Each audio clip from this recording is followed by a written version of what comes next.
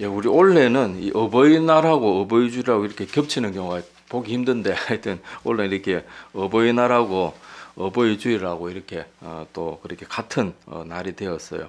자, 우리가 그동안 작년 재작년에 본문 말씀 여기와 비슷한 본문 말씀들 가지고 또 뭐 십계명 말씀들 가지고 부모 긍정에 대한 말씀들을 나눴습니다. 다시 한번 기억을 더듬어 보자 그러면 자, 제가 전에 십계명은 크게 두 부분으로 나눠져 있다고 말씀드렸어요. 10가지 계명이 있는데 1에서 4계명은 우리 인간이 하나님 어떻게 대해야 되는지 그것이 첫 번째에서 네 번째 계명이 그런 계명이 큰 부분 하나가 있고 또 두 번째 부분은 그 5계명부터 마지막 10계명까지는 인간과 인간 사이에서 어떻게 살아야 하는지 그거에 대한 그 계명이 10계명의 두 번째 부분인데 그런데 그 10계명 중에 첫 번째로 인간들과 인간 사이에 지켜야 될 계명 중에 하나님이 제일 첫 번째로 주신 계명이 살인하지 말라보다도 앞에 부모를 공경하라 그 말씀이 있었다는 걸 저번에 살펴보면서 주님께서 우리 인간들에게 주신 계명 중에 제일 첫 번째 그건 분명히 의미가 있거든요. 그리고 다른 여러 계명들에는 하나님이 약속이 없는데 자 오늘 여기 본문 말씀에도 나오지만은 자 여기 2절 끝에 보면 약속이 있는 첫 계명이다 이렇게 돼. 다른 계명들은 뭐 하라 하지 마라 이렇게 돼 있지만은 요 부모 공경하라는 그 계명 다음에는 이로써 내가 장수하리라. 그리고 오늘 에베소서 신약에 와서는 여기 하나가 더 추가되어 있는데 내가 잘 되고 이 땅에서 잘 되는 복도 얻을 뿐만 아니라 장수의 복도 누리게 된다는 그런 약속까지 그렇게 되어 있는 걸 보면 특별히 이 계명을 하나님께서 우리에게 중요하게 여겼다는 것을 그렇게 볼 수가 있는 걸 지난 작년과 재작년에 그렇게 살펴봤어요. 그리고 그 예화로 또 반포지요. 그래가지고 까마귀도 자기 어미새를 늙어 죽을 때까지 그렇게 까마귀 자기 어미새를 봉양을 한다고 합니다. 그래서 한낱 미물인 까마귀조차도 그렇게 하는데 우리 인간들 요즘 뭐 뉴스 같은 데 보면은 참 폐륜적인 그런 일들이 많잖아요. 그래서 그런 것들이 참 안타까운 모습인데 자 하여튼 우리가 지난번에는 그렇게 작년 재작년 계속해서 부모 공경에 대해서 그렇게 말씀을 나눴는데 자 우리 사람들 흔히 하는 말로 사랑받으려면 사랑받을 짓을 하라 뭐 이런 말을 하듯이 부모 공경 당연히 자녀가 부모를 공경해야 되는데 부모도 당연히 공경받을 만한 본이 돼야 되는 걸 그걸 오늘 이번 올해는 좀 그거에 대해서 조금 여기 말씀 보면서 조금 살펴보려고 합니다. 오늘 4절에도 보면요.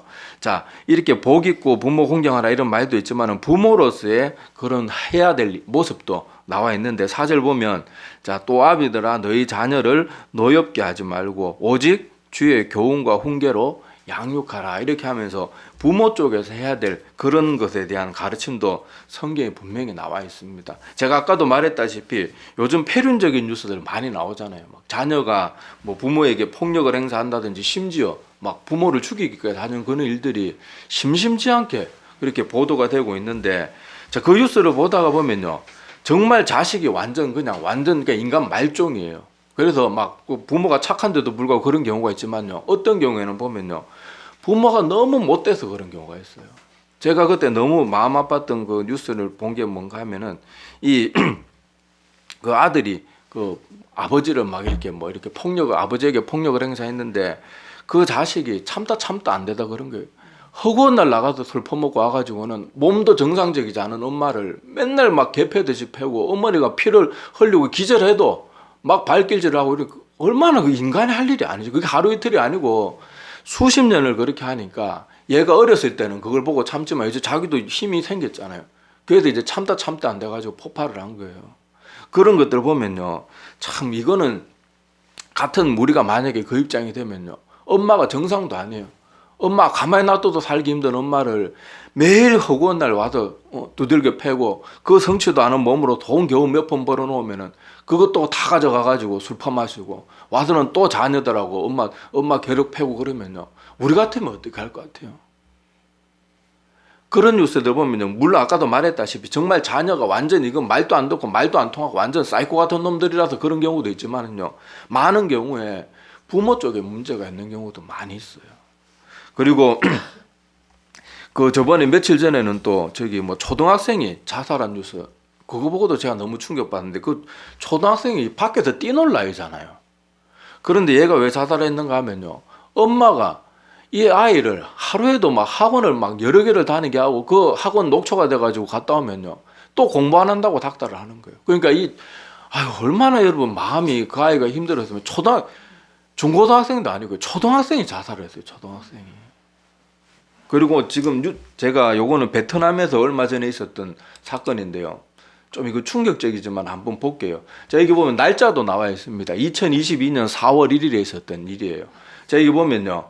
여기 요 사람이 아버지예요. 그리고 저기 창가에 사람 희미하게 보이는데 자, 이제 영상으로 볼게요. 자, 저 아이가 뛰어내리죠. 이게 어떤 일인가 하면요.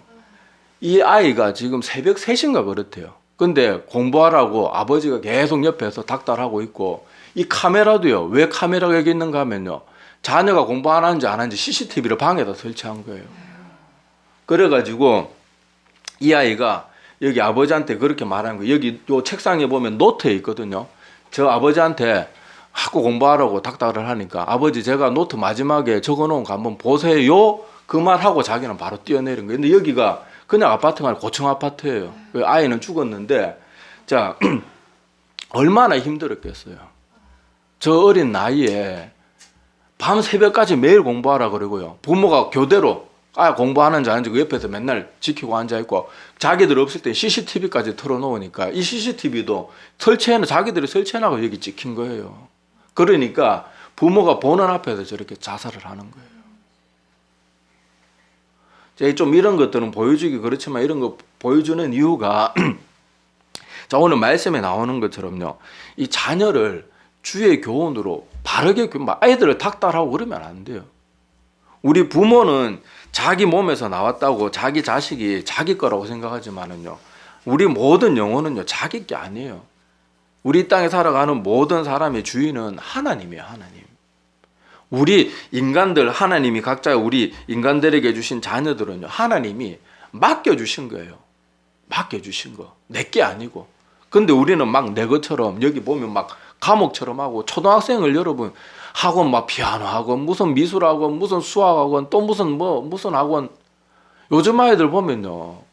애들이 사는 게 아니에요. 부모 잘못 만나면은 완전 애들을 그냥 달달달달 볶아요 그냥. 그러놓고 부모 공경 안 하면 공경 안 한다고 말하면 말 듣고 한다고 막 또 두들겨 패고 얼마나 안타까운 그런 일인지 모릅니다. 근데 오늘 다시 본문의 말씀으로 돌아가면요. 자 여기 분명히 나오지만은 아비들아 너희 자녀를 노엽게 하지 말고 뭐로 양육하래요? 주의 교훈과 훈계로 양육하라. 부모가 좋은 믿음의 본을 아까 지금은 안 좋은 예들이지만은요.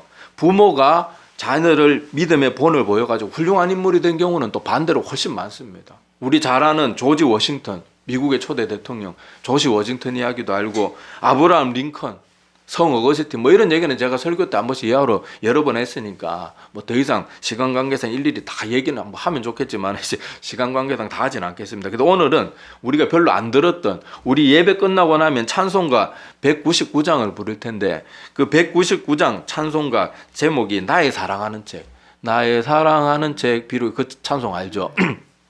그 찬송과 관련된 얘기, 이건 짧은 얘기라 가지고 잠깐 얘기를 드릴게요. 자, 여기 찬송가 199장 한번 펴보세요. 자, 찬송가 199장을 펴보면, 자, 199장 다 펴놨죠. 우리 가사도 한번 볼 테니까 한번 펴보세요.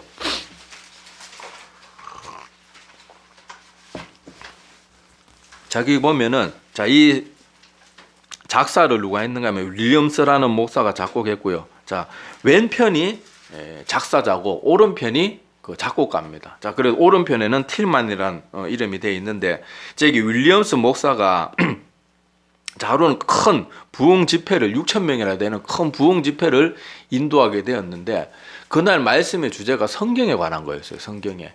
그때도 물론 찬송가가 있었지만 지금처럼 이렇게 방대하지 않고 제대로 정립되지 않고 그랬는데 그날 성경에 관한 찬송, 그 맞는 찬송을 고르려고 하니까 아무리 골라도 적당한 찬송이 없었어요. 근데 여기 윌리엄스 목사가 있고 여기 틸만 목사가 있었다고 하는데 틸만 목사는 찬양 인도자 목사였습니다. 그래서 틸만 목사한테 아무래도 자기보다 많이 아니까, 자, 오늘 말씀의 주제가 성경에 관한 건데 성경과 관련된 찬송을 아무리 찾으려고 해도 적당한 게 없다. 오늘 말씀과 적당한 게 없는데 혹시 아는 게 있냐 물으니까, 아유, 그러면은 그럴 거 없이 목사님께서 그 내용을 가사를 써주시면은 제가 곡을 붙이겠습니다. 그렇게 했는데 이 윌리엄스 목사가 자기가 가지고 있던 성경이 어머니가 유품으로 남겨준 성경이었어요. 이 찬송가 가사가 지어낸 게 아니고요.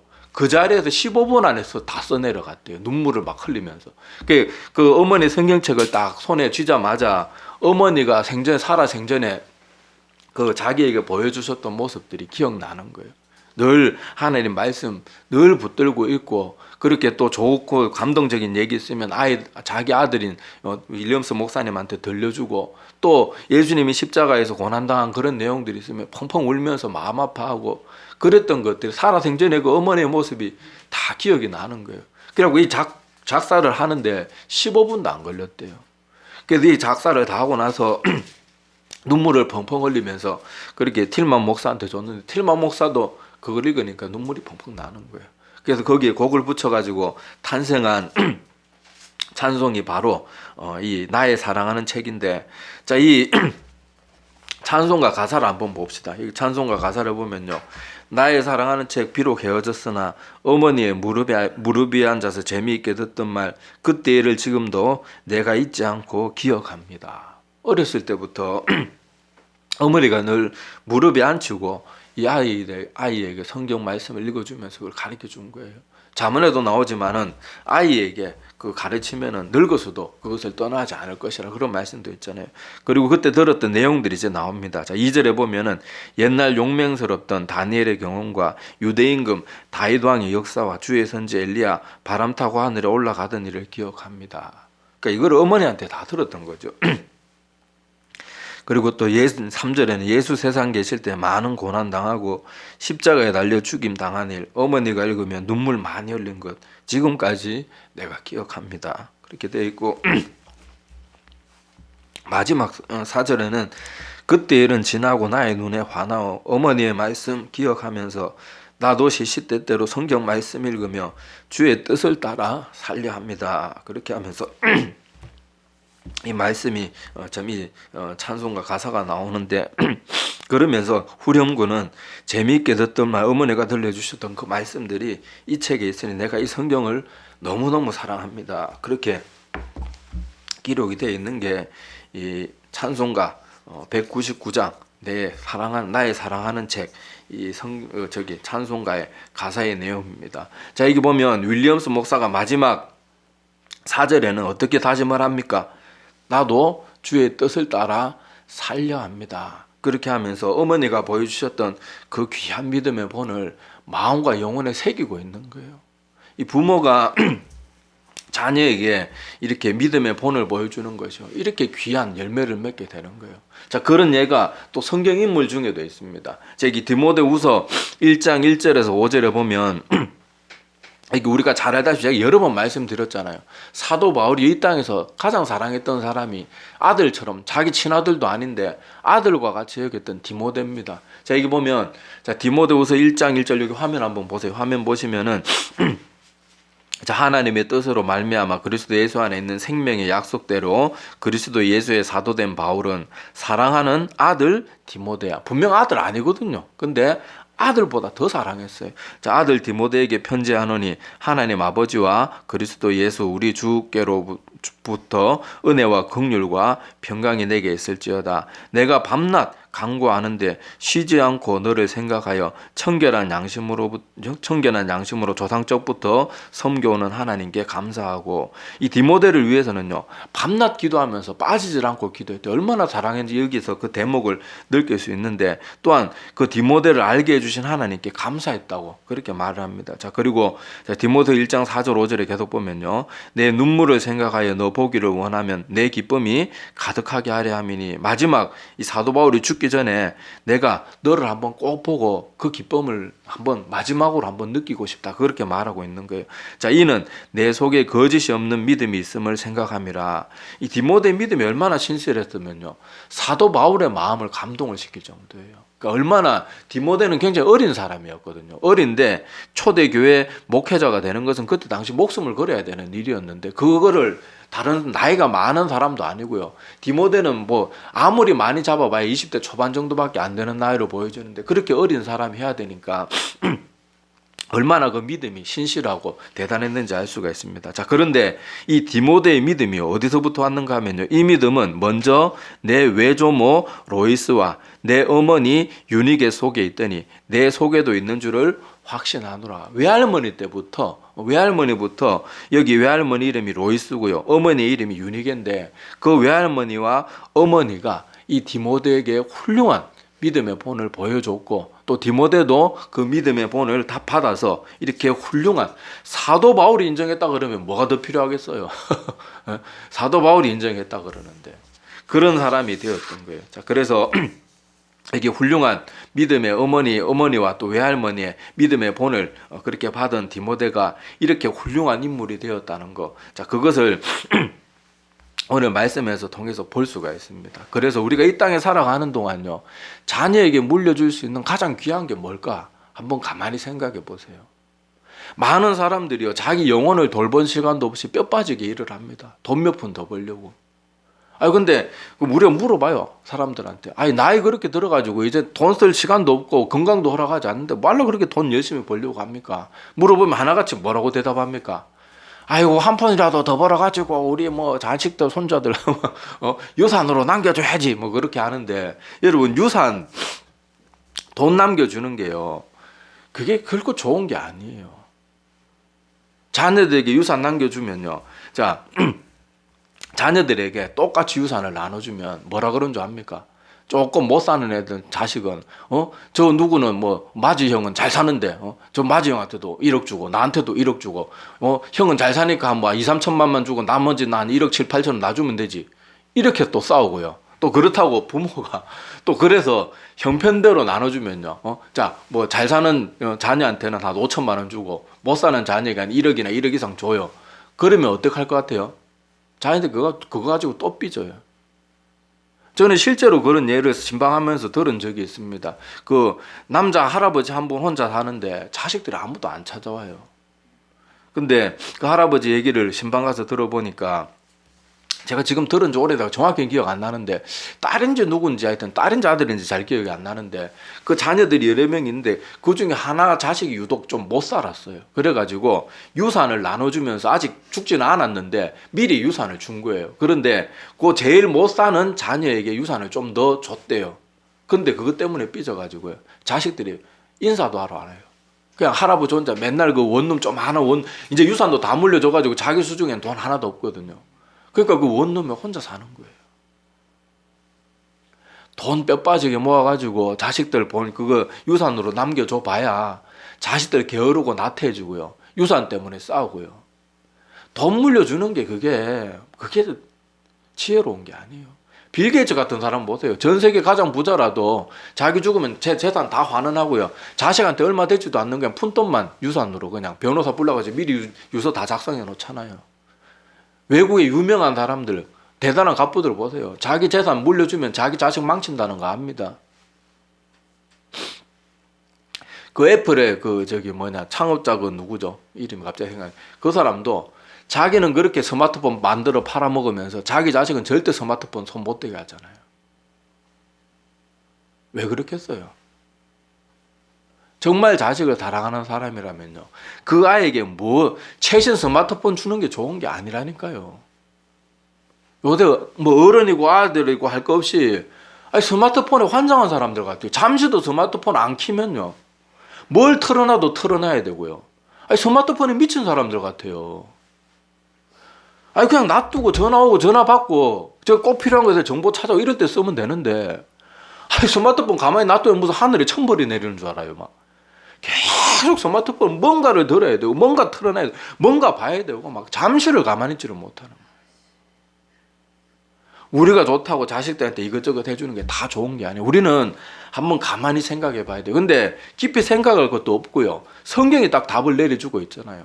오늘 본문 말씀이 뭐라고 말합니까? 자, 부모에게 뭐를 하래요?